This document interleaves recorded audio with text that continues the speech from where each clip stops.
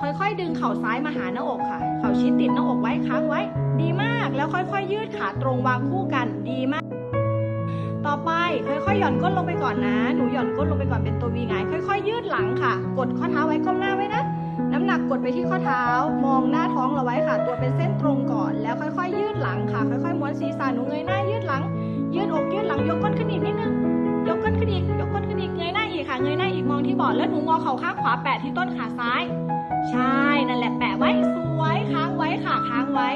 แล้วค่อยๆวางสไลด์กลับไปที่เดิมค่ะวางที่เดิมเลยแล้วหนูค่อยๆยืดหลังอีกทีนึงค่อยๆดันสะโพกยกก้นขึ้นไป